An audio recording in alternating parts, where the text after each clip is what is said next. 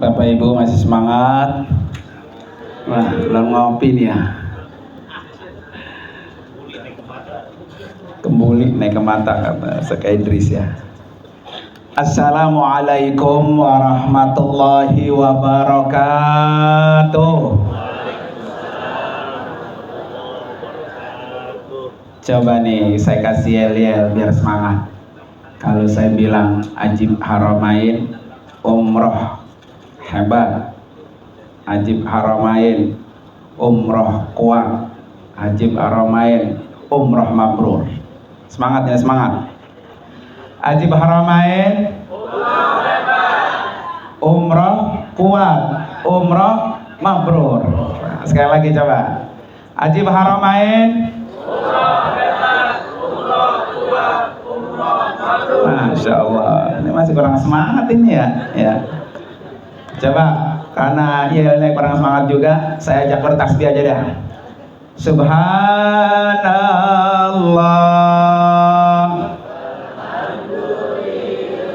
Semangat. Wala ilaha wallahu akbar wala.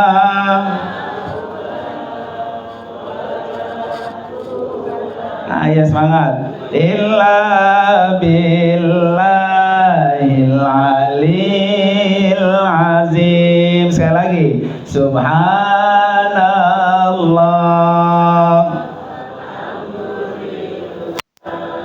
Wala ilaha wallahu akbar wala haula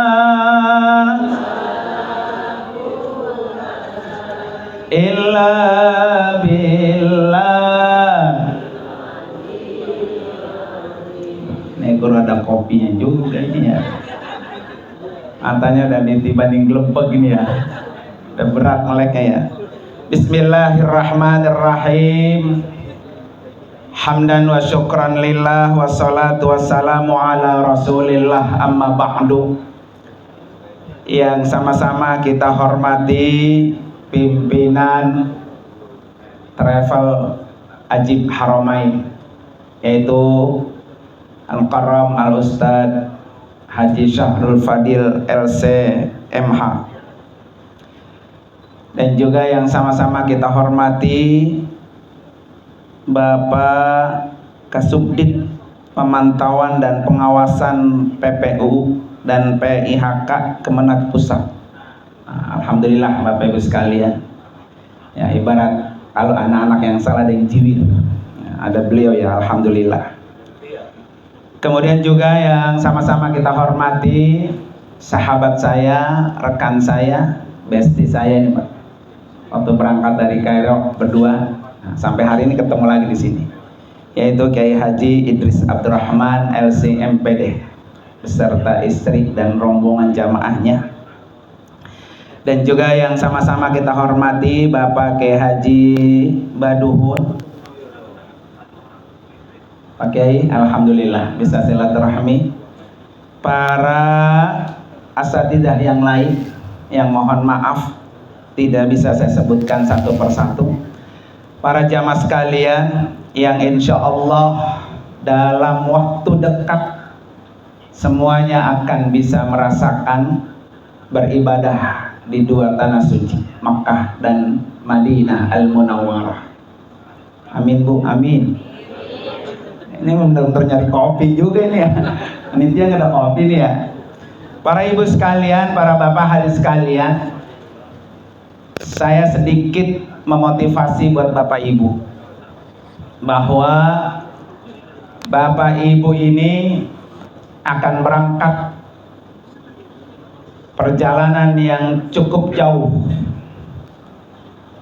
Maka perjalanan ibadah umroh, ibadah haji sama seperti perjalanan menuju kematian. Bapak Ibu akan ketemu Baitullah. Ya. Orang kalau ingin ketemu Allah, syaratnya dua. Faman kana yarju liqa'a rabbi Siapa orang yang berharap ingin ketemu Allah, satu, falyamal amalan salihah, maka kerjakan amal-amal soleh. Selamat jalan Pak. Yang kedua, wala yusyrik bi'ibadati rabbih ahada, yaitu jangan pernah menyekutukan Allah dengan apapun. Nah besok itu sensitif tuh ya, jangan sampai umrohnya umroh murtad ya, karena melakukan kemusyrikan ketika melaksanakan ibadah umroh. Karena itu para bapak ibu sekalian, kenapa bapak ibu pergi umroh?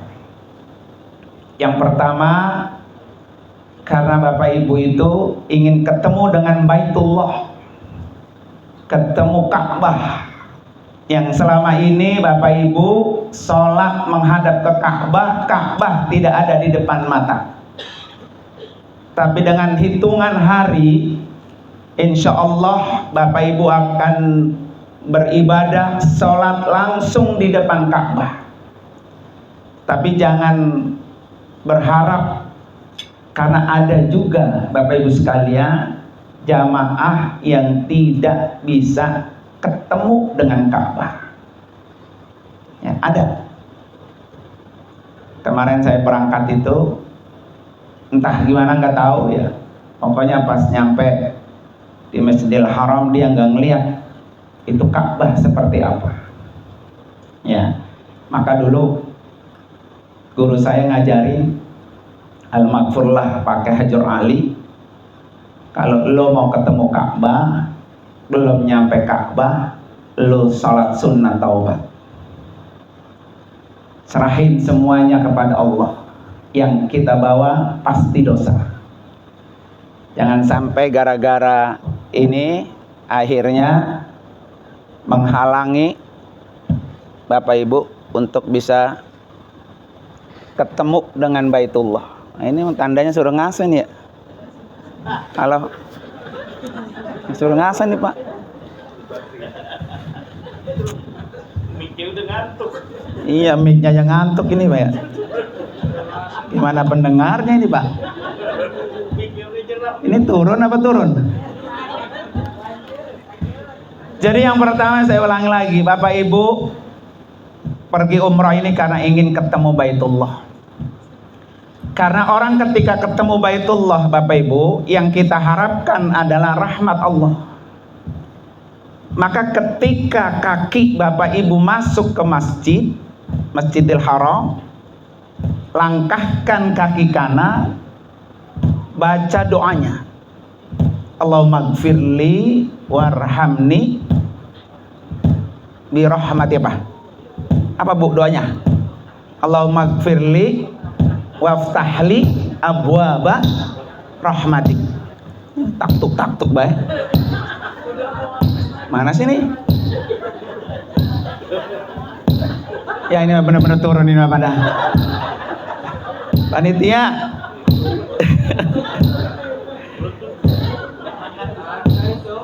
Halo. Halo. Ini timnya benar nggak ada timnya nih ya? Halo. Ya, ini mah pulang dah, kita pulang dah. Panitia, Masya Allah, ini kita.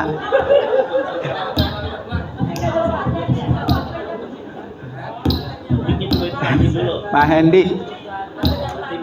Halo.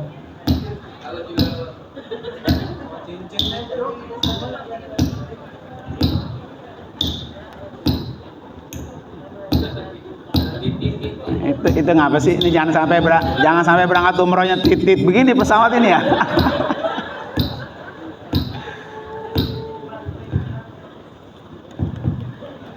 Halo.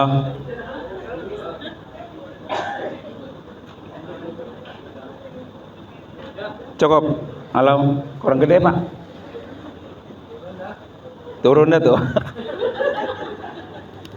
Dah, hari ini saya ngomong begini Pak ini. Halo. Ya oke. Ya emang kopi Pak, nanti ada kopi. Bukan saya yang suruh ngopi, jamaah yang ngopi nih. Yang mana tadi Pak? Jadi ketika Bapak Ibu masuk ke masjid, maka baca doa masuk masjid. Allahumma gfirli waftahli abwaaba rahmatik.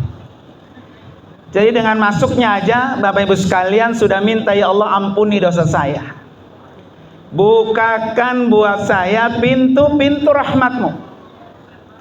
Jadi yang kita minta adalah berbagai macam pintu rahmat. Karena ada suatu riwayat yang bilang begini, setiap hari Allah itu menurunkan ke dalam Masjidil Haram 120 rahmat. 60 rahmatnya Allah berikan untuk orang-orang yang tawaf. Jadi tawaf itu ranking pertama untuk meraih apa? Rahmat Allah. Maka kalau Bapak Ibu nanti tawaf itu jangan dicampur sama main-main. Ya, banyak sekarang tuh orang tawaf sambil selfie. Saya selalu pesan tuh, jangan pernah ketika tawaf dikotori dengan apa? Dengan permainan. Bapak Ibu berangkat jauh-jauh dari kampung kita, biayanya besar, ingin meraih, bertemu dengan Baitullah, ingin meraih rahmat Allah. Ketika tawaf Bapak Ibu juga yang merusak, maka nanti dicatat, jangan pernah dicampuri ketika tawaf dengan apa? Selfie atau bermain-main. Makanya syarat sah orang tawaf itu berwudu, sama dengan sholat. Ya, kalau Bapak Ibu sampai tidak punya wudu, maka tawafnya nggak sah. Dari sini memang niat pengen ketemu Ka'bah. Udah ketemu ketika melakukan tawaf, kemudian banyak jamaah kita itu yang dirusak dengan dokumentasi tadi. Padahal yang kita cari adalah rahmat Allah. Dan rahmat Allah yang paling besar Bapak Ibu dapatkan ketika tawaf, 60 rahmat. Satu rahmat aja Mak, Masya Allah luar biasa. Ini 60. Ternyata ketika ingin meraih 60 rahmat, Bapak rusak dengan apa tadi? Ketidakseriusan dalam beribadah.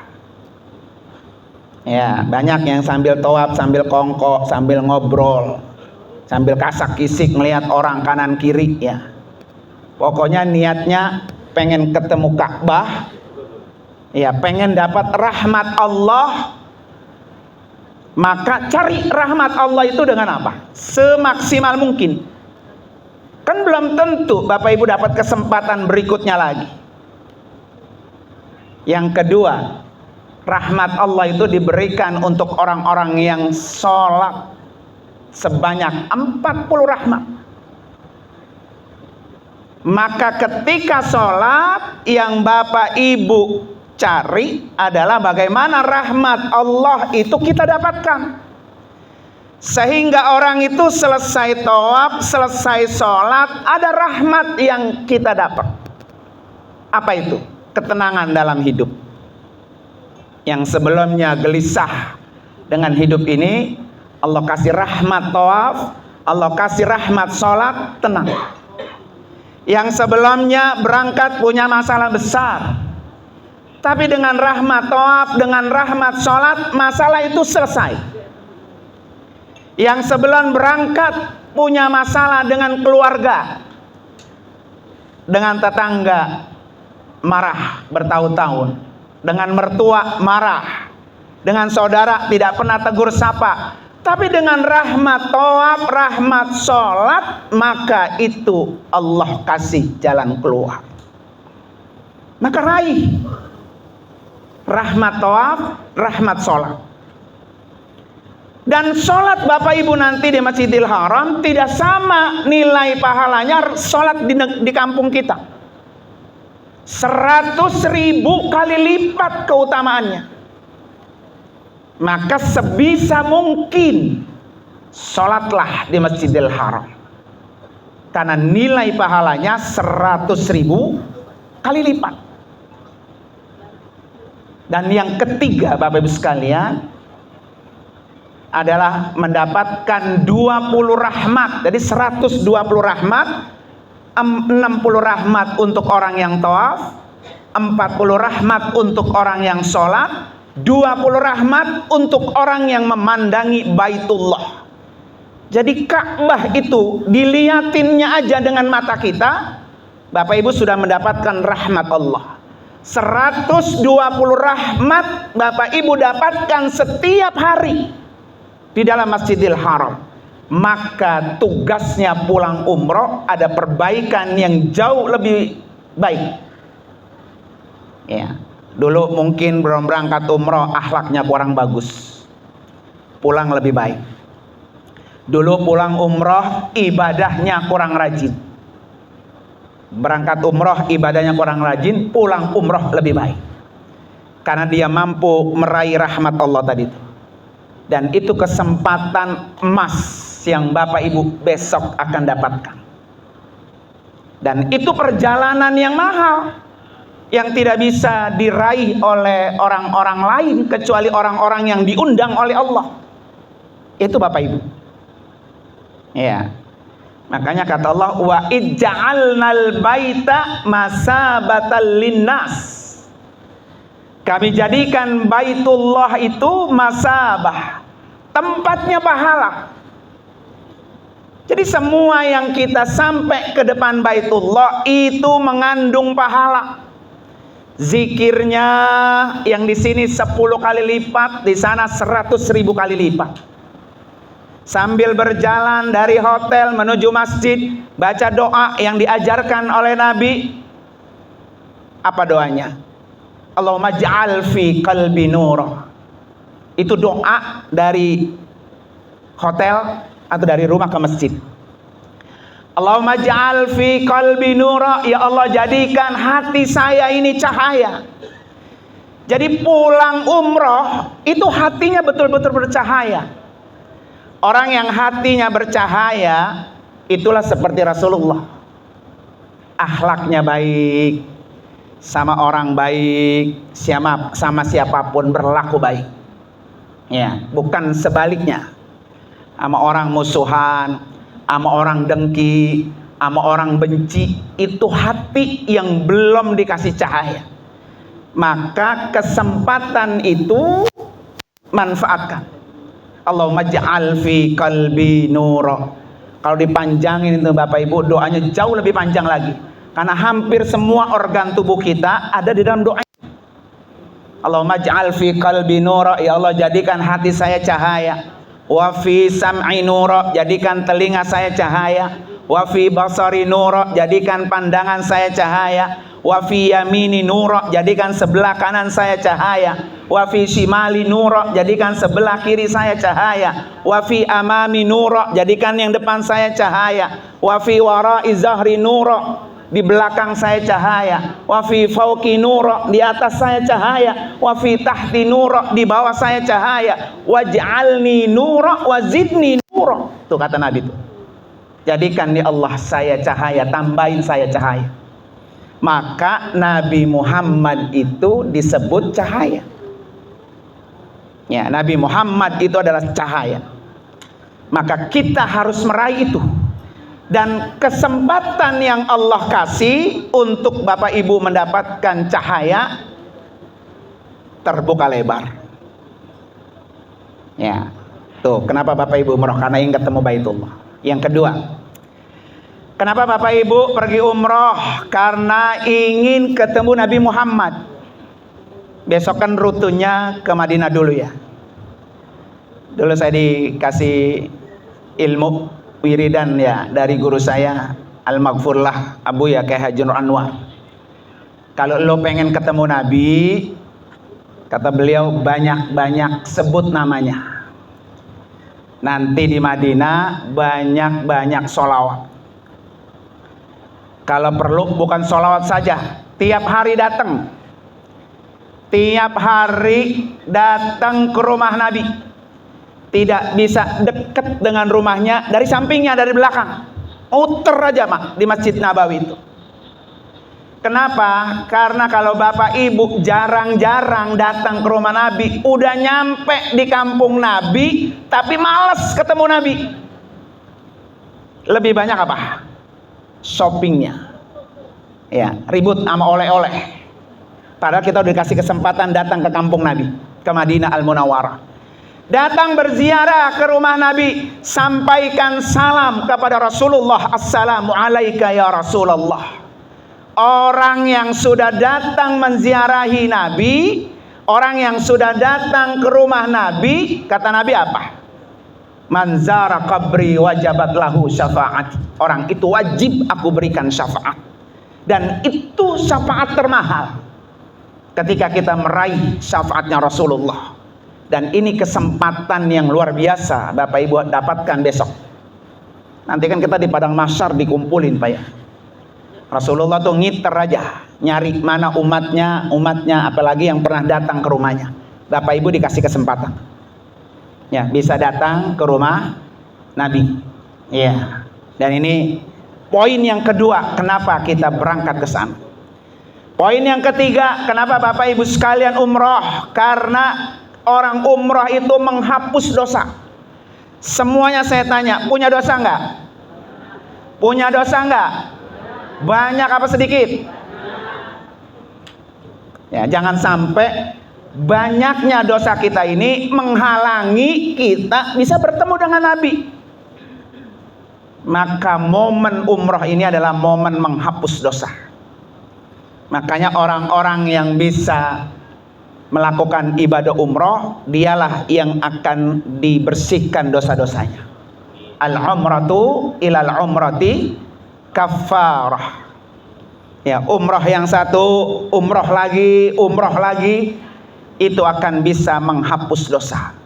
Sehingga ketika umrohnya benar, ya, umrohnya sesuai dengan tuntunan Nabi, tidak dikotori oleh sifat buruknya, oleh tingkah laku buruknya, maka dia akan mendapatkan yang namanya mabrur.